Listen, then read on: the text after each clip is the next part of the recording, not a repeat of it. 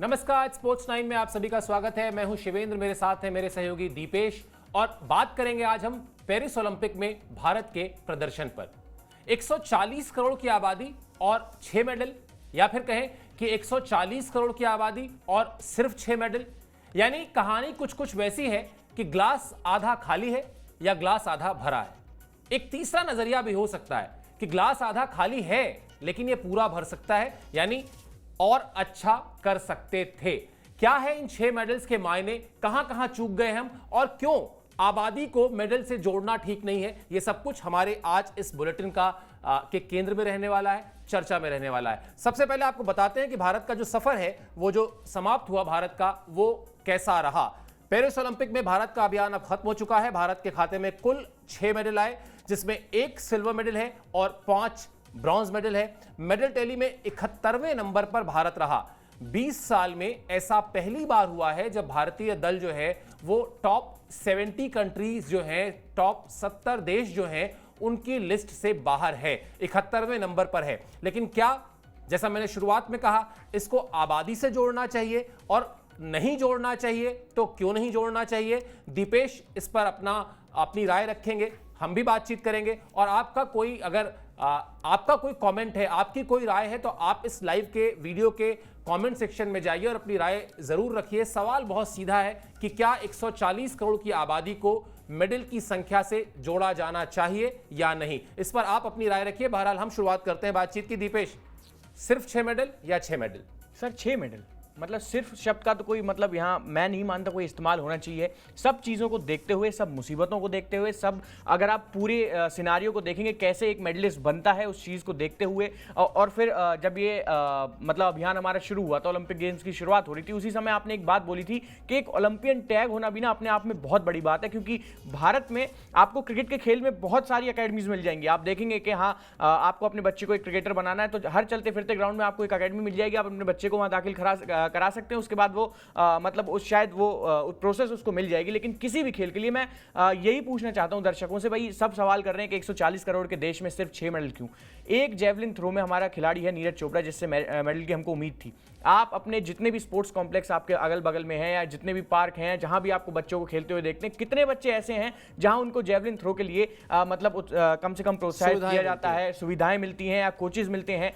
और भी हटा देते हैं, बॉक्सिंग के लिए जब आपका बच्चा आपसे घर में एक बात पूछता है कि पापा मेरे को बॉक्सर बनना है, मेरे को बड़ा इंटरेस्टिंग गेम लगता है, तो कितनी बार आप उसको ये कह के चुप नहीं करते कि नहीं भाई इसमें दांत वांत टूट गया तो तुम्हारा कहां से फिर आगे कुछ हो पाएगा। जब मेंटेलिटी ही यहां से शुरू हो जाती है, या फिर हम कह देते हैं कि भाई बैडमिंटन की अकेडमी ज्वाइन करने की क्या जरूरत है, तो गली में कोई भी खेल रहा है उसके साथ जाके खेल के सीख सकते हो। जब मेंटेलिटी सर यहां से शुरू होती है, जब परिवार से ही वो सारी चीजें शुरू हो जाती हैं, जब बच्चे के जो छोटे छोटे से सपने होते हैं खिलाड़ी बनने के, उनको एक विजन नहीं मिल पाता है, परिवार सपोर्ट नहीं कर पाता, फिर वही परिवार टीवी में बैठ के ये कहता है कि भाई किस तरीके से खेल रहे हैं, इन पे इतना इन्वेस्टमेंट हो रहा है और ये सब कुछ हो रहा है, तो वो सवाल थोड़े गलत हैं। इसलिए मेरा सीधा सा जवाब ये है कि शुरुआत से ही ये मेडलिस्ट बनाए जाते हैं। कोई एकदम से पेड़ पे मेडल नहीं उगते, जैसे वो पैसे का सीन है कि पेड़ पे नहीं होती हैं ये चीजें, बनानी पड़ती हैं। बहुत लंबी प्रोसेस इस चीज में लगती है, एक लंबा मतलब अभियान चलता है इसके लिए भी। आराम से ऐसा कुछ नहीं है कि 4 साल पहले ओलंपिक्स, 4 साल बाद आपके ओलंपिक्स होने, अभी एलए में 2 साल पहले आपने तैयारी कर दी और ओलंपिक में मेडल जीत लिया। 10 साल में तो किसी स्टेट की चैंपियनशिप नहीं जीती जाती, मेडलिस्ट बनाना तो बहुत दूर की बात है। इसलिए सर ये 6 मेडल बड़े इंपॉर्टेंट है। ठीक है, पिछली बार 7 आए थे, एक गोल्ड मेडल आया था, इस बार कोई गोल्ड भी नहीं आया, लेकिन मैं फिर भी नजरिए के हिसाब से देखूंगा, क्योंकि बहुत से इवेंट ऐसे भी थे जहां हमारा मेडल बड़े आराम से पक्का था, लेकिन अंत में कुछ ऐसा हो गया, चाहे आप एक्सपीरियंस को उसके लिए गुनहगार मान लीजिए या किसी भी चीज को कह लीजिए, लेकिन फिर भी यही कहूंगा कि 6 मेडल हैं, बहुत अहम है। बिल्कुल 6 मेडल हैं और 6 बहुत अहम है। शो शुरू करते वक्त आपको एक अंदर की बात बताते हैं। जब दीपेश अंदर आ रहे थे लैपटॉप लेके, मैंने इनसे पूछा, दीपेश 6 मेडल या सिर्फ 6 मेडल? ये सवाल मैंने क्यों पूछा?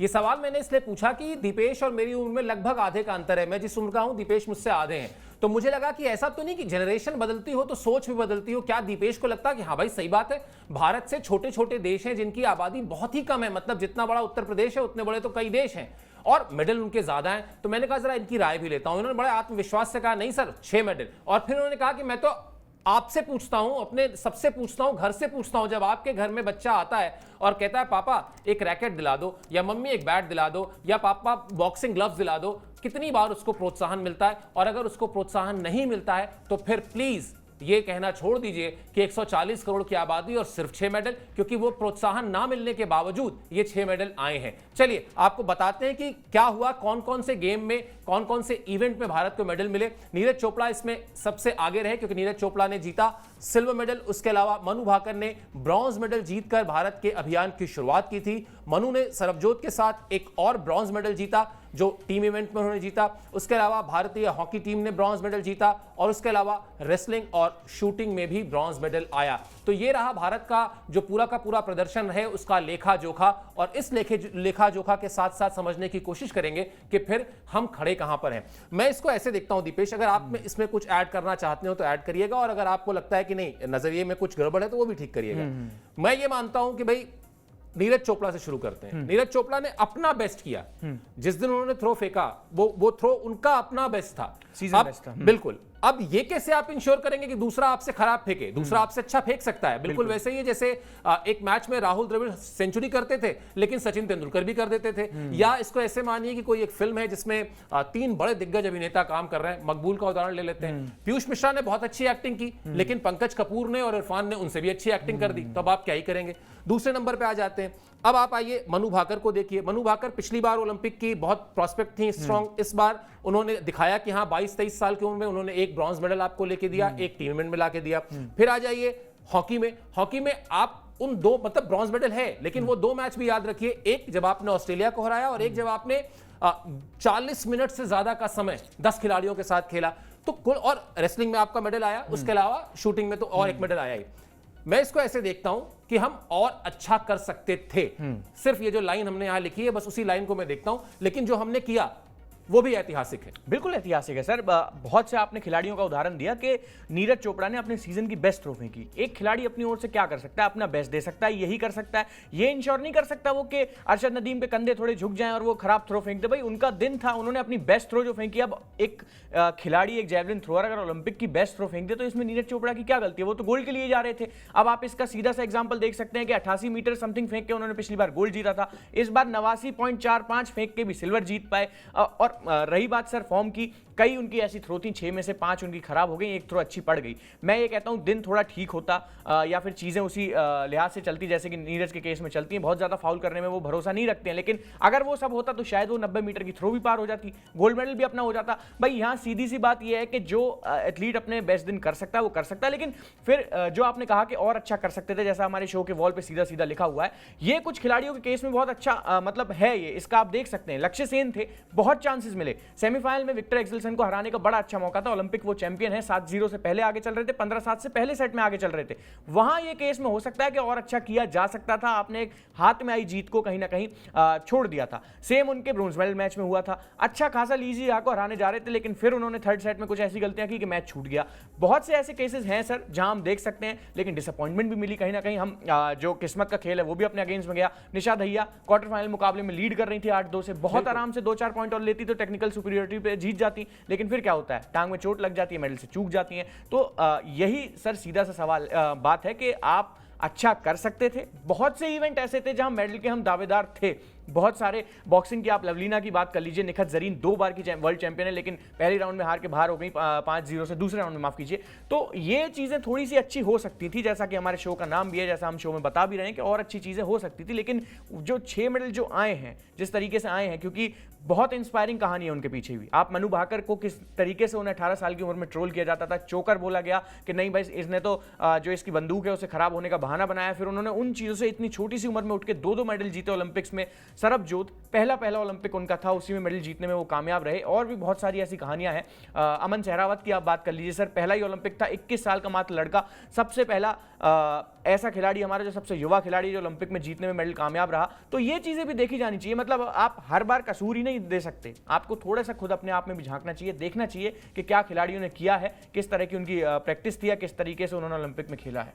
बिल्कुल, और इसीलिए हम ये बात भी कर रहे हैं कि क्यों आखिर हम आबादी से जोड़कर देखते हैं, क्यों नहीं हम उस खेल की भावना को समझते हैं, जिसको समझना बहुत जरूरी है। दीपेश, कितनी बार आपने ये स्टोरी की होगी मेरे ख्याल से कि आईपीएल के टिकट को हासिल करते वक्त लाठीचार्ज हो गया और लोगों को लाठियां पड़ी, और कितनी बार ये कवर की होगी कि दिल्ली के सीरी फोर्ट में साइना नेहवाल या पीवी सिंधु किसी वर्ल्ड चैंपियन से टकरा रहे हैं और सामने दर्शक दीर्घा में 50 लोग नहीं है गिनती के लिए, तो ये भी तो गिनना चाहिए। या जो बात आपने कही कि जब बच्चा आके कहता है कि मुझे बॉक्सिंग के लिए ग्लव्स चाहिए या बैडमिंटन का रैकेट चाहिए, हम नहीं देते। और फिर मेरी जनरेशन में तो ये वाला भी था कि आप ये तो फलाना टूर्नामेंट खेलें और अपना मेडल बेच के अपना घर चला रहे हैं, करोगे क्या? तो अब चीजें धीरे धीरे सुधरना शुरू हुई हैं। हम ये कह सकते हैं कि पिछले 2 दशकों में चीजें ठीक होना शुरू हुई हैं और ठीक होंगी। चलिए 2 दशकों का हमने जिक्र किया, तो आपको बताते हैं कि कैसा रहा था एथेंस ओलंपिक, यानी 2004 में जो ओलंपिक्स हुए थे, तब से लेकर 2024 जो पेरिस ओलंपिक है उसका एक आपको स्टडी बताते हैं कि क्या है। एथेंस ओलंपिक में भारत 65वीं पायदान पर था। इसके बाद बीजिंग ओलंपिक जहां 2008 में होता है ओलंपिक, उसमें भारत 50वें नंबर पर था। उसके बाद लंदन में भारत जो है वो मेडल टैली में 55वें नंबर पर था। रियो ओलंपिक में भारत की रैंकिंग 67 थी, यानी 67 थी। और उसके बाद टोक्यो ओलंपिक में भारत जो है वो 48वें नंबर पर था, यानी जो पिछला ओलंपिक था वहां पर हम 48वें नंबर पर थे, जिसका बहुत बड़ा श्रेय जाता है नीरज चोपड़ा के उस गोल्ड मेडल को जो उन्होंने जेवलिन थ्रो में हासिल किया था। और जैसे ही गोल्ड मेडल मिलता है, आप जानते हैं कि जो मेडल टैली में आप जंप लगाते हैं ना, वो सीधा किसी के पास 65 सिल्वर मेडल हो और आपके पास 1 गोल्ड मेडल हो, आप उससे ऊपर हो जाते हैं। तो ये मेडल टैली का खेल है और ये 20 साल का लेखा जोखा है जो हमने आपको बताया, जो आपकी स्क्रीन पर है भी। लेकिन दीपेश, मैं इसको ऐसे देखता हूं, एथेंस में राज्यवर्धन का सिल्वर आता है, इसीलिए बीजिंग में अभिनव बिंद्रा का गोल्ड मेडल आता है। और अभिनव बिंद्रा ने अपनी किताब में लिखा है, मैं कोई ऐसा नहीं कि मैं बिना किसी सर पैर की बात कर रहा हूं, अभिनव बिंद्रा ने लिखा है कि मेरे उस मेडल के पीछे वो मेडल था जो राज्यवर्धन राठौर ने बीजिंग एथेंस में जीता। उसके बाद लंदन में आपको गगन नारंग जीत के देते हैं, विजय कुमार जीत के देते हैं। फिर एक तरीके से सूखा पड़ता है, शूटिंग की बात अगर पर्टिकुलर की जाए। लेकिन फिर इस ओलंपिक में मनु सहरावत लेके आती है मेडल और कहते हैं कि नहीं, चलिए मनु भाकर माफ कीजिए, कि नहीं, शूटिंग में मेडल हमारा आया है। यानी एक खेल जिसमें जब मेडल आता है, कोई भी खेल उठा लीजिए रैंडम, मैंने शूटिंग की बात की, आप बॉक्सिंग उठा लीजिए, रेसलिंग उठा लीजिए, जब भी उसमें मेडल आता है तो एक साथ इस देश में कई हजार बच्चों की आंखों में ये सपना उसी दिन आता है कि हम भी मेडल जीत सकते हैं, हम भी ओलंपिक मेडल जीत सकते हैं। इसीलिए हर ओलंपिक का मेडल अपने पिछले ओलंपिक मेडल से एक जुड़ाव रखता है, कनेक्शन रखता है। बहुत से एग्जांपल्स हैं सर, ये तो आपने सिर्फ शूटिंग का यहाँ पे एग्जांपल दिया, बड़े अच्छे से आपने समझाया। रेसलिंग की आप बात करेंगे, 2008 में सुशील कुमार ने जीता, 12 में योगेश्वर दत्त ने भी जीता, सुशील कुमार ने भी जीता, बिल्कुल 16 में साक्षी मलिक ने जीता, 20 में भी उसके बाद मेडल हमारा आया। हम रेसलिंग में अभी तक खाली हाथ नहीं आ रहे, रेसलिंग में 2 मेडल आए, रवि दहिया का भी आया, इसके अलावा बजरंग पूनिया का भी आया, और इस बार अमन सहरावत भी जीतने में कामयाब रहे। तो ये चीजें कहीं ना कहीं दिखाती हैं उस कनेक्शन की जो सर ने अभी बात की। 2012 में साइना नेहवाल ने पहली बार बैडमिंटन में हमारे लिए ब्रॉन्ज मेडल वो लेके आई, 2016 फिर सिंधु जीती, 2020 फिर सिंधु जीती। ऐसे कितने ही एग्जाम्पल हैं जब आप एक खेल को मतलब आप मेडल उसमें जीतते हैं, बहुत से लोगों की उनसे आंखें खुलती हैं कि भाई ऐसा भी कोई गेम है। मैं लिख के दे सकता हूं सर, देश की कितनी आबादी ऐसी होगी जिसको नीरज चोपड़ा के गोल्ड से पहले यही नहीं पता होगा जेवलिन थ्रो नाम की कोई चीज भी होती है। फिर वहां से आप टोक्यो ओलंपिक्स में जीत के आते हैं गोल्ड मेडल, फिर आपके पास पेरिस ओलंपिक्स में 2 दावेदार होते हैं मेडल के। वो ठीक है, किशोर जैना नहीं किसी तरीके से फाइनल में पहुंच पाए, लेकिन फिर भी एशियन गेम्स में उनका भी सिल्वर मेडल है। और जिस अरशद नदीम ने गोल्ड मेडल जीता है, उन्हें हराकर सिल्वर मेडल जीता था किशोर जैना ने। तो ये तो बात हुई जो सर ने बात की कि हाँ भाई एक गेम में अगर आपके मेडल आते हैं तो उससे आंखें खुलती हैं। लेकिन मैं सर फिर भी इसमें थोड़ा सा ये पॉइंट डालना चाहूंगा कि किसी के मेडल जीतने का इंतजार क्यों करना है, क्यों किसी खिलाड़ी के मतलब कि भाई कोई तो जीते फिर आपको इंस्पायर होना और फिर उस चीज में कोई काम करना है। दीपा कर्माकर की एक स्टोरी है हमारे पास जिम्नास्टिक में, जो 4थे नंबर पर गई, बिल्कुल क्या नाम है, रियो ओलंपिक में। फिर उसके बाद से आपके पास वो कोई स्टोरी नहीं, आपको पता ही नहीं है दीपा कर्माकर कहां है, कहां गुम हो गई। गोल्फ में आप देखने बैठेंगे अदिति अशोक की सिर्फ आपके पास एक स्टोरी है कि 4थे नंबर पर वो भी रही थी, भाई वो भी मेडल जीत सकती थी। कैसे ही कितने ही ऐसे खेल हैं सर जहां बात हो सकती थी, जहां खिलाड़ी और मिल सकते थे, बच्चों को इंस्पायर किया जा सकता था उन चीजों के लिए, लेकिन हमने बात ही नहीं की क्योंकि उसमें किसी खिलाड़ी का मेडल ही नहीं आया। तो ये तो सर जो शुरुआत है ना, वो कहीं ना कहीं पेरेंट्स को, लोगों को अपने घर से करनी पड़ेगी कि जब उनका बच्चा कहता है कि नहीं पापा मेरा पढ़ाई में उतना मन नहीं लगता जितना स्पोर्ट्स में लगता है, तो स्पोर्ट्स को भी उतना ही सीरियसली लेना पड़ेगा जितना यहाँ पढ़ाई को लिया जाता है। कोचिंग करवाई जाती है, इतने आप देखेंगे सर कि स्कूल से बच्चा फ्री होकर आता है 2:30 बजे, 3 बजे फिर किसी कोचिंग इंस्टीट्यूट में घुस जाता है, 7 बजे वहां से आता है, 9 बजे डिनर विनर करके फिर किताब लेके बैठ जाता है, फिर स्कूल, वही रूटीन चलता रहता है। संडे को फिर उनका मॉक टेस्ट हो जाता है। आप फुर्सत कहां है? अगर इतना ही एफर्ट अगर आप डालेंगे किसी खेल में तो क्या खिलाड़ी नहीं बनेंगे हमारे देश में? तो यही चीज थोड़ा सा समझने की बात है। पेरेंट्स को ये चीजें समझनी होंगी कि जितना फिलहाल आप पढ़ाई के लिए बच्चे पे बोझ डालते हैं, कई बार कोई पढ़ाई में अच्छा नहीं होता, स्पोर्ट्स में बहुत अच्छा होता है, उतने से आधा भी अगर स्पोर्ट्स में डल जाएगा ना और इंटरेस्ट के हिसाब से काम हो जाएंगे तो बहुत से विराट कोहली, बहुत से नीरज चोपड़ा या फिर बहुत सी लवलीना या फिर बहुत सी साइना नेहवाल हमारे देश को मिल जाएंगी। बिल्कुल, आपने जहां से बात खत्म की वहीं से बात शुरू करते हैं। साइना नेहवाल, आपने कहा, साइना नेहवाल ने एक बार कहा, हम लोग बात कर रहे थे ऐसे किसी टूर्नामेंट में मैच के बाद, तो उन्होंने कहा कि सर हम क्या करें, हमको क्वार्टर फाइनल में चाइनीज प्लेयर मिलता है, फिर हमको सेमीफाइनल में चाइनीज प्लेयर मिलता है, फिर हमको फाइनल में भी चाइनीज प्लेयर ही मिलता है, कहीं ना कहीं गलती हो जाती है। और वो बात इतनी ज्यादा व्यवहारिक या इतनी ज्यादा प्रैक्टिकल थी कि समझ में आया कि हाँ सही बात है, जब आप लगातार बल्क में प्रोड्यूस कर रहे हैं चैंपियंस को, ओलंपियंस को, तो एक नहीं जीतेगा दूसरा जीतेगा, दूसरा नहीं जीतेगा तीसरा जीतेगा। हमारे पास क्या है, आज भी गिनती के लिए वही साइना नेहवाल, वही पीवी सिंधु, या फिर जैसा आपने कहा वही नीरज चोपड़ा है। जब तक एक खेल में हमारे पास 10-10, 15-15 दावेदार नहीं होंगे, तब तक शायद ये मेडल की संख्या जो है वो नहीं बढ़ पाएगी। बिल्कुल सीधा सीधा समीकरण है। अब ले आइए आप 10 पीवी सिंधु ले आइए, 15 नीरज चोपड़ा ले आइए और 10-12 मनु भाकर ले आइए, फिर आप देखिए ये जो 60 मेडल है, 6 मेडल है, वो 60 भी हो सकते हैं। बट कमी नहीं है ना सर, ऐसा नहीं है कि देश में ऐसे हैं नहीं लोग, हाँ, खेलने वाले आगे ले आइए। लेकिन बात सीधी सी बात ये है ना कि उनको शायद वो प्लेटफॉर्म की कमी है। अभी आपने बात की, मैं ये डेटा ही निकाल के अपने सामने बैठा हूं, 2012 के लंदन ओलंपिक्स जिसमें साइना नेहवाल ने ब्रोंज मेडल अपने नाम किया था, जिसमें गोल्ड जीता था ली जुरई ने, चाइना, जिसमें सिल्वर जीता था वोंग यान ने, चाइना, और जिनको साइना ने हराया था, जो तीसरे नंबर के लिए उनका मैच हो रहा था ब्रोंज मेडल का, वो भी चाइनीज प्लेयर थी। तो आप इससे अंदाजा बना लीजिए कि सर ने क्या एग्जांपल सटीक आपको दिया कि एक नहीं जीतेगा तो दूसरा जीतेगा। अब आप इसी साल की बैडमिंटन की बात कर लीजिए, विक्टर एक्सेल्सन ने गोल्ड जीता, वो डेनमार्क से हैं, जिस खिलाड़ी को हराया वो थाईलैंड से है, और थर्ड जो प्लेयर आया वो मलेशिया से है। लेकिन उसके बावजूद भी मिक्स डबल्स का गोल्ड आप देखेंगे चाइना, और अगर आप मेंस डबल्स का गोल्ड देखेंगे तो वो भी चाइना। तो बैडमिंटन में तो अभी भी खाली हाथ नहीं गए सर, 2 गोल्ड मेडल उनको अभी भी मिल गए। तो ये थोड़ा सा बात है, आपको झांकना पड़ेगा, थोड़ा सा देखना पड़ेगा कि कितने ही नीरज चोपड़ा हमारे देश में हैं जो शायद जिनको एक प्लेटफॉर्म नहीं मिल पा रहा, प्रॉपर कोचिंग नहीं मिल पा रही, प्रॉपर चीजें नहीं मिल पा रही। और आप तो सर लगातार कहते हैं जो ओलंपियंस होते हैं, ओलंपिक में मेडल जीतने वाले होते हैं, वो कोई बहुत बड़े बड़े घरों से नहीं होते। आप उनको ऐसा नहीं देखेंगे कि बल्क में पैसे वाले घरों से वो हैं, उनको सारी फैसिलिटीज मिल रही हैं, बहुत आम परिवार से हैं। नीरज चोपड़ा का घर ही आप देख लीजिए, उनका बार बार नाम मुंह पे आ रहा है, कोई बहुत ज्यादा बड़े घर से नहीं थे। या फिर अरशद नदीम इतना प्राइम एग्जाम्पल है आज की डेट में पाकिस्तान से, सर घर में उन्होंने वेट वगैरह डाले हुए हैं जिनसे वो तैयारियां कर रहे हैं, गांव वालों से पैसे उधार लिए थे कि एक प्लेयर एक दिन बन के दिखाऊंगा, और आज वो गोल्ड मेडलिस्ट बन चुके हैं। चाहे वो कहानी पाकिस्तान की या इंडिया की है, दोनों ही देशों के पास कोई बहुत ज्यादा इतने मेडल्स नहीं है, लेकिन इसके लिए जिम्मेदार थोड़े से यहाँ के लोग भी हैं, थोड़ा सा इंफ्रास्ट्रक्चर भी, मतलब उस लिहाज का अगर आप देखेंगे बहुत ज्यादा अगर आप देखने बैठेंगे तो अपने यहाँ पे बात होती है कि एक ही स्टेट है हरियाणा, उससे बहुत सारे एथलीट्स निकल के आते हैं, चूंकि वहां है थोड़ा खेल वेलों को लेकर है। अगर ऐसा ही पूरी कंट्री में अगर आपको देखने को मिलेगा तो सर यहाँ क्वालिफिकेशन में भी बहुत बड़े बड़े चैंपियन बाहर हो जाएंगे। मैं आपको ये बात लिख के दे सकता हूँ, कितने आप ऐसे एग्जांपल्स देख लीजिए। बट अगर प्लेटफॉर्म नहीं मिलेगा तो फिर वही बात, इस ओलंपिक्स की भी कहानी वही थी, कल को आप अगर LA ओलंपिक्स में भी जाएंगे तो फिर वही 6-7 मेडल्स की हमारी संख्या रहेगी, उम्मीद की जा सकती है, लेकिन फिर आप दोष भी नहीं दे सकते। बिल्कुल। और एक और चीज बताते हैं सब्सक्राइबर्स को, हम 2024 में बैठे हुए हैं, 2028 में ओलंपिक कहां होगा, बार बार हम LA करते हैं, लॉस एंजलिस में होगा, और उसके बाद 2032 का ओलंपिक भी फिक्स है। कहना मैं ये चाहता हूं कि 8 साल पहले तय हो जाता है कि अगला ओलंपिक कहां होगा।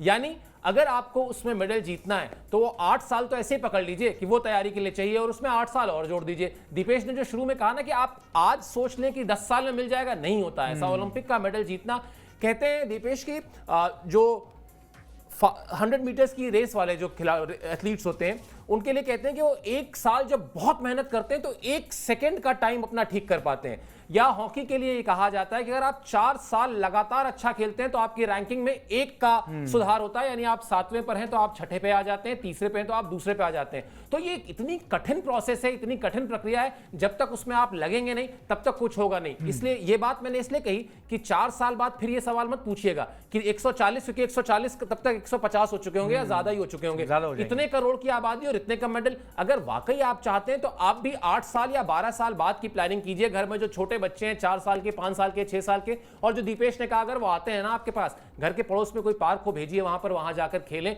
और ये मत सोचिए कि मैं इसे बैठ के यहाँ भाषण दे रहा हूं, मैं तो ऐसा करता हूं, ठीक है, कि मतलब अब जिताने के लिए नहीं करता, मैं सिर्फ स्पोर्ट्स के कल्चर के लिए करता हूं। अगल बगल में कभी कोई बड़ा खिलाड़ी खेल रहा हो, कोई भी खिलाड़ी खेल रहा हो, जाइए उसका जरा मैच देखिए, उसको जरा अप्रिशिएट करिए। चैंपियन बनाने पड़ते हैं, चैंपियन पैदा नहीं होते, चैंपियन खिलाड़ी पैदा होते हैं। खिलाड़ियों को चैंपियन बनाना हमारी और आपकी ही जिम्मेदारी है। चलिए आपको बताते हैं कि कौन कौन से खिलाड़ी ऐसे थे जो बस वो इंच मात्र, कहते हैं ना कि एकाध छटाक अगर उनकी किस्मत साथ दे जाती तो वो और मेडल ला सकते थे। कौन कौन से खिलाड़ी हमारे मेडल से चूक गए, उसमें भी मनु भाकर का नाम है, जो 2 मेडल ऑलरेडी जीत चुकी थी, लेकिन 25 मीटर एयर पिस्टल में चौथे नंबर पर रही, यहां पर उनकी किस्मत ने साथ नहीं दिया। अर्जुन बाबूता भी 10 मीटर एयर राइफल में चौथे नंबर पर रहे।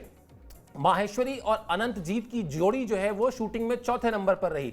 लक्ष्य सेन, जिनके बारे में दीपेश ने भी बहुत विस्तार से बताया, वो मेडल के बहुत करीब जाकर चूके, और मीराबाई चानू तो सिर्फ 2 किलोग्राम से मेडल से चूक गई। ये वो नाम है दीपेश जो मुझे अभी रैंडम याद आ रहे हैं, बाकी और भी खेलों में ऐसा हुआ जब, और आप पहले का भी जिक्र कर रहे थे, जैसे आपने दीपा कर्माकर का जिक्र किया या अदिति अशोक का जिक्र किया। मतलब अब इसमें क्या ही कहेंगे, ये वही है, मैं बार बार जब किस्मत की बात आती है मुझे वो T20 वर्ल्ड कप फाइनल में सूर्य कुमार यादव का कैच याद आ जाता है। मतलब ठीक है, क्रिकेट को नहीं जोड़ना चाहिए बाकी चीजों से, लेकिन मैं किस्मत कनेक्शन की बात कर रहा हूं। बड़े मंच पर, बड़ी प्रतियोगिता में, बड़े अहम दिन, आपको थोड़ा सा किस्मत का साथ चाहिए होता है। ये जो 4-5 मैंने उदाहरण दिए हैं जो हमारी स्क्रीन पे चल रहे हैं, यहां सिर्फ और सिर्फ वो छटाक भर किस्मत अगर होती तो ये सारे मेडल और जोड़ लीजिए आप। बहुत सही बात है सर, ये सारे मेडल और आ जाते। मतलब अब इन चीज़ों के बारे में वापस से वो रिकैप करके ना थोड़ा सा दर्द और होता है, दुख होता है, क्योंकि हम भी लगातार ये मैचेस कवर कर रहे थे। 1-1.5-2 किलो से हमारे एथलीट्स थे जो वो मेडल जीतने से चूक गए। मीराबाई चानू का कॉन्फिडेंस था, लगातार शो में बात करते थे कि एक मेडल तो पक्का ही है, क्योंकि उस खिलाड़ी ने स्नैच का वर्ल्ड रिकॉर्ड बनाया है। अब आप कहाँ से उम्मीद करें मतलब मेडल लाने की। कुछ खिलाड़ियों के आपकी जुबान पर नाम होते हैं जिनको आप, हाँ भाई हमको कॉन्फिडेंस है ये जीत सकते हैं। नीरज का था, उन्होंने जीत के दिखाया, लेकिन किस्मत से कोई भी हार सकता है। कुछ वैसा ही इन खिलाड़ियों के साथ भी हुआ जिनका अभी सर ने जिक्र किया। एक और खिलाड़ी है हमारी जो कोर्ट में लगातार अभी अपने सिल्वर मेडल के लिए लड़ रही है। अगर वो 100 ग्राम कट हो जाते तो क्या वो गोल्ड मेडल नहीं जीत के लाती सर? और यही रैंकिंग जिसकी हम बात कर रहे हैं कि आज हम 6 मेडल जीतने के बाद भी 1 मेडल जीतने वाले पाकिस्तान से नीचे हैं टैली में। अगर वो गोल्ड मेडल विनेश का आ जाता तो हम कहां पहुंचते? तो ये चीजें थोड़ा आप किस्मत के मामले में तो खैर किसको ही दोष दोगे, किस्मत तो भाई किसी की भी खराब हो सकती है। क्रिकेट का एक इतना अच्छा एग्जांपल सर ने अभी दिया कि आराम से वो टीम जीत रही थी, 30 गेंदों पे 29 रन चाहिए थे, वहां से आंख बंद करके भी खेलते तो डेविड मिलर और क्लासन जिता ले जाते, लेकिन फिर आखिर में हुआ क्या, एक कैच होता है और टीम हार जाती है। तो ये चीजें खैर सर किस्मत को तो यहाँ मतलब क्यों ही दोष दिया जाए, इसके लिए तो खैर खराब ही बात है। लेकिन फिर भी अगर ये खिलाड़ी जीतते तो यही संख्या 10 से 11 से 12 13 हो जाती, जिसका हम लगातार जिक्र कर रहे थे कि इस बार डबल डिजिट में हमारे ओलंपिक मेडल्स की संख्या पहुंचेगी। बट सर सवाल वही है, 10 12 11 से भी लोग कहाँ ही सेटिस्फाई होते। फिर वही बात आती कि भाई आबादी क्यों नहीं, 20 क्यों नहीं? हाँ, चाइना हमसे कम है आबादी में, मतलब थोड़ा सा ज्यादा है, उसके आप देखिए वो यूएसए को टक्कर दे रहा है, इतने मेडल ला रहा है, ये ला रहा है, वो ला रहा है। तो भैया वहाँ रोका नहीं जाता है, वहाँ बच्चों को ये नहीं कहा जाता है कि आप बॉक्सिंग करेंगे तो आपके दांत टूट जाएंगे, वहाँ प्रमोट किया जाता है। यहाँ अगर आप खुद बताइए कि कोई स्टेट लेवल की स्विमिंग की चैंपियनशिप अगर आपके घर के बगल में चल रही है, क्या आप देखने जाएंगे? वहीं अगर विराट कोहली को रिबन काटने आ जाए तो आप भीड़ लगा देंगे छुट्टी लेके ऑफिस से। तो ये चीजें थोड़ी सी बदलनी होंगी। जैसे सर ने बताया अभी कि चैंपियन बनाने पड़ते हैं, चैंपियन खुद से नहीं बनते हैं, बहुत ज्यादा मेहनत लगती है उनको, कहीं ना कहीं आपको भी थोड़ा प्रमोट करना पड़ता है, गेम को देखना पड़ता है। अगर अभी यहाँ कितने जितने भी लोग देख रहे हैं इनसे भी सर अगर पूछा जाए ना कि क्या आपको पता है कि ऑस्ट्रेलिया और इंडिया का जो फाइनल हुआ था उसमें ऑस्ट्रेलिया की प्लेइंग 11 क्या थी, सब गिनवा देंगे यहाँ बैठ के एक खिलाड़ी का नाम। अभी यहाँ किसी से पूछ ले जाए कि नीरज चोपड़ा ने किस किस को हरा के अभी ये सिल्वर मेडल जीता या किसने गोल्ड जीता है, तो किसी थर्ड ब्रोंज मेडलिस्ट का तो नाम पक्का किसी को नहीं पता होगा 102%। तो ये चीजें थोड़ी ये मेंटेलिटी बदलनी पड़ेगी, इंटरेस्ट लेना पड़ेगा, फिर वही होगा। जैसे रात के 1:45 बजे पूरा देश बैठ के देख रहा था नीरज चोपड़ा का इवेंट, कुछ वैसा ही इंटरेस्ट दिखाना होगा। तो मेडलों की संख्या 20 भी होगी, एक दिन 25 भी होगी, 30 भी होगी, 35 भी होगी, और शायद फुटबॉल वर्ल्ड कप में आपको हमारी टीम भी खेलती हुई नजर आए, जिसका लगातार जिक्र, एक और ऐसा खेल है जिसको लगातार दोष दिया जाता है कि बड़े छोटे छोटे देश हैं खेलने चले जाते हैं वर्ल्ड कप में, भारत कभी क्वालिफाई ही नहीं किया।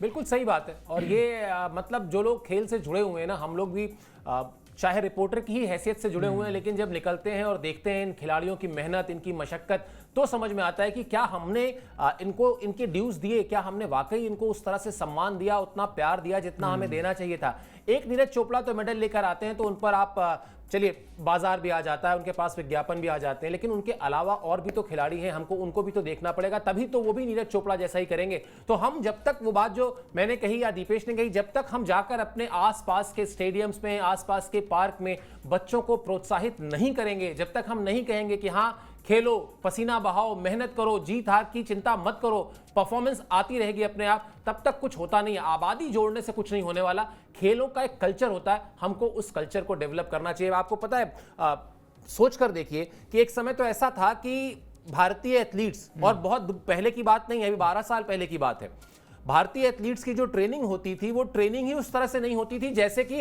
होनी चाहिए। मतलब इसको ऐसे समझिए कि मान लीजिए आप किसी आउटडोर गेम में पार्टिसिपेट करते हैं, मान लीजिए आप तीरंदाजी की प्रतियोगिता के लिए जा रहे हैं, ओलंपिक की तैयारी कर रहे हैं, पता चला आपको वहां पर परफॉर्म करना है आउटडोर में और आप प्रैक्टिस कर रहे हैं इंडोर में, तो वो जो हवा का असर होता है ना, वो कितना बड़ा होता है ये आप भी जानते हैं और हम भी जानते हैं। और हवा के साथ साथ बात अब उस 100 ग्राम की कर लेते हैं। 100 ग्राम हम लोग तो जब जाते हैं वो सब्जी खरीदते हैं तो सब्जी वाले संत में कहते हैं ना ज़्यादा मिर्ची डाल देना यार, तो वो ऐसे उठा के मिर्ची भी डाल देता है। 100 ग्राम इतना ही होता है। वो 100 ग्राम वजन कितना भारी पड़ सकता है वो हमने देखा विनेश के केस में। और वहां क्या गड़बड़ी हुई उसमें विनेश की कोई गलती नहीं है। विनेश ने तो सब कुछ किया, उन्होंने तो जिस पहलवान को हराया वो 82 मुकाबले पहले जीत चुकी थी, हारी ही नहीं थी कभी, और वो 4 बार की वर्ल्ड चैंपियन है, टोक्यो ओलंपिक गोल्ड मेडलिस्ट थी, लेकिन गड़बड़ी हुई, उस पर भी बात करेंगे। लेकिन सबसे पहले आपको बताते हैं कि विनेश फोगाट का कैसे हाथ आया जो वो गोल्ड मेडल था। मैं तो उसको गोल्ड मेडल ही मानता हूं क्योंकि जिस तरह से वो खेल रही थी वो गोल्ड मेडल ही था, वो चला गया। इसके अलावा हमको किन बातों पर ध्यान रखना चाहिए? हमको ये ध्यान रखना चाहिए कि भारतीय टीम जो गोल्ड मेडल जीत सकती थी, लेकिन उसने एक मैच खेला 10 खिलाड़ियों के साथ, तब भी वो जीती। बैडमिंटन में 12 साल के बाद कोई मेडल नहीं आया, ये एक बड़ा झटका रहा भारत के लिए, वरना यहां पर हम कुछ जरूर कुछ पास हासिल कर सकते थे, रैंकिंग और बेहतर हो सकती थी। और उसके अलावा बॉक्सिंग में मेडल नहीं आया। तो बैडमिंटन और बॉक्सिंग ये दो ऐसे खेल थे जिसमें हम लगातार लगभग हर ओलंपिक्स में कुछ ना कुछ लेकर आ रहे थे, वहां पर वो कॉलम जो है वो 0 रह गया। और इसलिए भी शायद हम जो डबल डिजिट तक कह रहे थे कि 10 तक पहुंचेंगे क्या, वो 10 तक मैं तो बहुत आसानी से देखता हूं कि पहुंच सकते थे। खैर चलिए अब विनेश पे आते हैं। मेरा ये मानना है दीपेश, आप सहमत हो तो बताइए, मैं बार बार यही बात कह रहा हूं कि भाई ठीक है, हमने बड़ा इमोशनली हमको लगता है कि हाँ विनेश के साथ गलत हुआ और उसको जीतना चाहिए था, और वो जीत जाती हैं, वो मेडल ले आती हैं और गोल्ड ही ले आती हैं। जिस तरह से वो जीत के आ रही थी उनका गोल्ड साफ दिख रहा था। लेकिन मैं इसमें सिर्फ और सिर्फ सपोर्ट स्टाफ, और सपोर्ट स्टाफ में भी जो न्यूट्रिशन उनका देख रहे थे, जो उनका खान पान देख रहे थे, उनकी जिम्मेदारी समझता हूं इस पूरे मामले को। क्यों? क्योंकि ये तो बहुत स्वाभाविक सी बात है, हम भी जानते हैं, आप भी जानते हैं कि बाउट के दौरान जब भी कुछ खाने को दिया जाता है वजन बढ़ता है। हम और आप भी जानते हैं कि उस वजन को घटाने का तरीका होता है। हम और आप ये भी जानते हैं कि उस वजन को घटाने का एक कट ऑफ टाइम होता है कि आपको इतने बजे तक ही घटाना है। इसमें नया तो कुछ था नहीं, फिर कैसे वो वजन इतना बढ़ा कि जो वो घटा ही नहीं पाए? आप इसको क्या कैसे देखते हैं? सर सीधा सा सपोर्ट स्टाफ और डाइटिशियनों की गलती है इसमें, और कुछ नहीं भाई। उनको एक पर्टिकुलर चीज के लिए वहां रखा गया है। डाइटिशियन का काम सिर्फ डाइट देखना है। अभी आपने कभी सुना नहीं होगा कि पहलवान की डाइट मतलब पहलवान का वजन ज्यादा बढ़ गया तो डाइटिशियन ने जाके मैच खेल लिया। डाइटिशियन का काम तो सीधा सा यही है ना कि उसको खाना मेंटेन करना है, उसको कैलोरीज देखना है, किस तरह से डेफिसिट होना है, किस तरह से देखना है खिलाड़ी का, सब कुछ वो तो उसी का काम है। अब यहाँ पे एक और दूसरा एग्जाम्पल ले लेते हैं। अमन सहरावत के ब्रोंज मेडल मैच से पहले उनका 4.5 किलो वजन ज्यादा था, विनेश का तो फिर भी 2.5 किलो था। उन्होंने कम किया, कट किया अपना वजन, फिर वो खेले उसमें, वरना वो ब्रोंज मेडल मैच भी नहीं खेल पाते। तो यहाँ तो सीधी सीधी सपोर्ट स्टाफ की गलती है सर, क्योंकि खाना खिलाना, आपने तो सिर्फ ओलंपिक की बात करी है, तो इतना बड़ा स्टेज है जहां गोल्ड मेडल मैच लड़की खेलने जा रही है। ये चीजें तो साल भर पहले से शुरू हो जाती हैं, जब आप एकेडमी में ही तैयारी कर रहे होते हैं, वहां एक एक चीज आपको नाप के खिलाई जाती है। एक नॉर्मल जिम ज्वाइन करने वाला जो बंदा होता है ना, उसको पता होता है कैलोरी डेफिसिट क्या चीज होती है। इतना आप काटोगे, इतना बर्न करोगे तो आपका इस तरह की बॉडी आपकी निकल के आएगी, इस तरह के मसल्स आपके होंगे, ये सब कुछ होगा। यहां तो बात ओलंपिक गोल्ड मेडल मैच की थी, तो विनेश को गलत ठहराना, चूंकि यहां एक अभी रिसेंटली मैं साइना नेहवाल का ही एक पॉडकास्ट देख रहा था, उन्होंने बड़े आराम से एक बात कही थी सर कि एक खिलाड़ी पिछले 8 साल से ओलंपिक खेल रही है, उसको भी खुद पता होना चाहिए कि भाई मैं क्या खा रही हूँ, क्या कर रही हूँ। क्या उसको ये नहीं पता था कि 100-150 ग्राम मेरा वजन कहाँ से बढ़ सकता है? तो नहीं पता होता सर। खिलाड़ी टेक्निक के, दूसरे खिलाड़ियों की टेक्निक देखेगा, उनको हराने की प्लानिंग दिमाग में बनाएगा, इतने प्रेशर में 3-3 बाउट लड़ेगा एक दिन में, या ये सब चीजें देखेगा कि भाई इतना खा लूंगी तो इतना कैलोरी कट हो जाएंगी, इतना करूंगी तो इतना वेट हो जाएगा। यहाँ सीधी सी जो गलती थी वो जो हुई है वो सपोर्ट स्टाफ से हुई है, क्योंकि उनको एक पर्टिकुलर काम यही दिया गया है कि आपको खिलाड़ी की डाइट मेंटेन करनी है, कितना खिलाना है, कितना बर्न कराना है, ये सारा काम आपका है। किसी भी तरह उसको मेंटेन करिए, चाहे दिन में 3 बाउट हैं चाहे 4 बाउट हैं, ये काम आपका है, आपको करना होगा। कैसे भी आप उसको कीजिए, वेट उसका कम कीजिए, क्योंकि अभी भी सर दिल मानने को ये बात तैयार नहीं है, एक्सेप्टेंस बिल्कुल नहीं हो पा रही है। ऐसे समझ लीजिए जैसे वो पहले प्यार के बाद किसी का ब्रेकअप होता है ना, तो वो चीज एक्सेप्ट नहीं होती है कि नहीं भाई ऐसा हो कैसे गया मेरे साथ। तो वो चीज अभी भी ना विनेश के साथ मेरे केस में है। मैं मान ही नहीं पा रहा हूं कि वो मेडल नहीं जीत के आई है, वहां से एक्सेप्टेंस नहीं हो रही है। और इसमें ना जाने किसकी तो गलती है। मैं तो सीधा सीधा मानता हूं कि भाई जिसको जो पर्टिकुलर काम दिया गया उसने वो ठीक तरीके से नहीं किया, इसी वजह से लड़की मेडल जीतने से चूक गई। बिल्कुल, या फिर आप 2023 का वर्ल्ड कप फाइनल भी कह सकते हैं। ये अब जो मैं आपको हमेशा याद दिलाता हूं कि अभी तक नहीं पचती है ये बात कि ऑस्ट्रेलिया ने कैसे वो मैच जीत लिया था। खैर, अंत करें बुलेटिन का, उससे पहले सिर्फ यही एक रिमार्क और भी, बैडमिंटन और बॉक्सिंग एक मेडल और आ जाता तो भी शायद हम ये जो बात कह रहे हैं बार बार कि और अच्छा कर सकते थे। वहां से एक डिसअपॉइंटमेंट हुई है और मुझे लगता है कि ये बैडमिंटन के जो बड़े कोचेज हैं, जो पूरा का पूरा सिस्टम है, एडमिनिस्ट्रेशन है, और बॉक्सिंग का भी एक बार फिर ये देखना होगा कि ये दो हमारे ऐसे खेल हैं जिसमें हम एक वर्ल्ड में हमारा एग्जिस्टेंस है, हमको उसको और बेहतर करना होगा। बैडमिंटन में तो 3 थे सर, बिल्कुल एक मेडल जिस भी कैटेगरी में पार्टिसिपेट किया था उसी में मेडल था हमारा। अब आप अनलकी होने की भी हद देखिए, क्वार्टर फाइनल में एचएस प्रणॉय के खिला दिया जाता है लक्ष्य सेन के साथ, एक मेडल तो सीधा कट गया, मतलब एक खिलाड़ी तो बाहर हो गई। फिर लक्ष्य सेन एक गोल्ड मेडलिस्ट प्लेयर के अगेंस्ट चल रहे होते हैं, 7-7 पॉइंट की लीड दोनों सेट में। कहीं ऐसा उसका एक्सपीरियंस काम आ जाता है या न जाने लक्ष्य से क्या गलती हो जाती है कि वो अपना गेम पॉइंट बचाते बचाते 7 पॉइंट दे देते हैं, मैच हार जाते हैं। तो ये तो किस्मत की बात हो गई। सेम जाता है सात्विक चिराग के साथ, वर्ल्ड की नंबर 1 जोड़ी, ओलंपिक में मेडल जीतने की सबसे बड़ी दावेदार, कहां फंबल करती है कि तीसरा सेट हार जाती है। खैर PV Sindhu being PV Sindhu, उनसे हम कमी निकालने वाले तो सर उनके कोई है नहीं, वो 2 मेडल जीत चुके हैं, लेकिन स्टिल थोड़ा सा जिस प्लेयर को हरा के पिछली बार ब्रोंज मेडल अपने नाम किया था, ही बिंगजाओ को उन्होंने हराया था, उसी से वो हार गई क्वार्टर फाइनल का मैच और बाहर हो गई। तो इसमें सर किसको तो दोष दिया जाए, क्योंकि मैं तो यही सोच के बैठा था तीनों प्लेयर्स हैं इस बार, तीनों अच्छी फॉर्म में भी हैं, ऐसा नहीं था कोई खराब फॉर्म में, सारे अपने अपना अच्छा गेम खेल के दिखा रहे थे। अंत में कुछ ऐसा हुआ कि चूक गए। सेम बॉक्सिंग का सर, एक 2 बार की वर्ल्ड चैंपियन और एक ओलंपिक मेडलिस्ट से अगर आप मेडल की उम्मीद नहीं करेंगे तो फिर किससे करेंगे। तो ये थोड़ा सा किस्मत का यहाँ खेल था। अगर वो बैडमिंटन में 3 भी नहीं, 3 की जगह 2 जो मेडल हमारे पक्के थे वो भी आ जाते किसी तरीके से, तो यही संख्या धीरे धीरे करके 10 तक पहुंच जाती। क्योंकि बॉक्सिंग में हमको और मेडलों की उम्मीद थी। सेम मीराबाई चानू के केस में, एक खिलाड़ी जिसका स्नैच में वर्ल्ड रिकॉर्ड, अगर वही मेडल ना जीते तो फिर आप किससे उम्मीद बैठाएंगे। तो ये फिर भी उसके बावजूद भी बहुत से ऐसे खिलाड़ी हैं जो इस बार पहला ही ओलंपिक जिन्होंने खेला और अच्छा किया। स्वप्निल हैं, स्वप्निल कुसाले ने एक मेडल जीत लिया, अमन सहरावत ने एक मेडल जीत लिया। थोड़ी सी कमियां हुई, थोड़ा सा किस्मत का भी खेल था। बहुत से केसेस ऐसे भी थे कि हमारे जो मेडलिस्ट खिलाड़ी थे वो इस बार क्वालिफाई नहीं कर पाए। रवि दहिया से कितनी उम्मीदें थी, रह गए वो क्वालिफाई करने से। या फिर आप बजरंग पूनिया की बात कर लीजिए, उनके साथ तो खैर केस ही क्या हुआ। सारे पहलवानों में भी अगर आप देखेंगे, एक मेल पहलवान खेलने आया था, उसने मेडल जीत लिया। यहीं अगर 2-3 होते, जैसे दीपक पूनिया पिछली बार थे, उन्होंने खेला था, सेमीफाइनल बाउट खेली थी, तो शायद वहां से भी एक मेडल की उम्मीद थी। लेकिन फिर बात वही है सर, यहाँ थोड़ा सा किस्मत का भी खेल है और थोड़ा सा जो वो आपने बात की कि बहुत सी चीज़ें ऐसी हो गई बैक एंड में कि चीज़ें खराब हो गई, जिसकी वजह से मेडल हमारे नहीं हो पाए। बिल्कुल, और भारत का अभियान समाप्त हो चुका है, लेकिन इसके बाद अब एशियन गेम्स होंगे, फिर एशियन चैंपियनशिप होगी अलग अलग खेलों की, फिर कॉमनवेल्थ गेम्स होंगे, फिर वर्ल्ड चैंपियनशिप होगी। ये सब मैं इसलिए बता रहा हूं कि ये सारे खिलाड़ी ना अगले 4 साल तक अलग अलग खेलों में, जो बैडमिंटन का है वो बैडमिंटन में, जो रेसलिंग का है वो रेसलिंग में, जो शूटिंग का है वो शूटिंग में, वहां फिर मेहनत करेंगे, वहां फिर जीतेंगे, वहां फिर मेडल लेकर आएंगे। तब उनको अप्रिशिएट करिएगा और तब उसके बाद ये कहिएगा कि हाँ, हम एक स्पोर्टिंग नेशन की तरफ बढ़ रहे हैं, हमारे अंदर खेल भावना है कि हाँ, हम अपने खिलाड़ियों को अप्रिशिएट करते हैं। कोई दिखे ना कभी मॉल वॉल में और लगे कि हाँ, ये फला बॉक्सर है, क्या जाइएगा उसके साथ तस्वीर खिंचाइएगा, उसका भी ऑटोग्राफ लीजिएगा। वरना यहाँ भारत में तो रिटायर्ड क्रिकेटर जो हैं, जो क्रिकेट खेलना छोड़ चुके हैं, वो भी मॉल में नहीं जा सकते, क्योंकि वो भी उनको पता है उनको लोग मॉब कर देंगे, उनको उनके ऊपर भीड़ आ जाएगी। लेकिन यही क्रेज, यही प्यार, यही सम्मान उन खिलाड़ियों के लिए भी दिखाइए जिसमें से किसी के घर में मवेशी बेचकर उसको खिलाया जाता है, किसी के घर में फसल बेचकर खिलाया जाता है, किसी के माँ बाप अपनी नौकरी छोड़कर दोस्तों से उधार लेकर ट्रेनिंग कराते हैं, किसी के यहाँ क्राउड फंडिंग होती है, यानी दोस्त यार हैं, चलो यार ये बच्चा बहुत अच्छा खेलता है, इसके लिए जरा पैसे इकट्ठा कर देते हैं। ऐसी अनगिनत कहानियां हैं, जरा इन कहानियों पर भी गौर कीजिए। और उसके बाद फिर अगर आपको लगे कि हाँ, वाकई हमारी आबादी बहुत ज्यादा है और मेडल बहुत कम है, ऐसा होगा नहीं, क्योंकि जिस दिन आप अप्रिशिएट करना शुरू कर देंगे, जिस दिन हम और आप अपने घर में खेल भावना को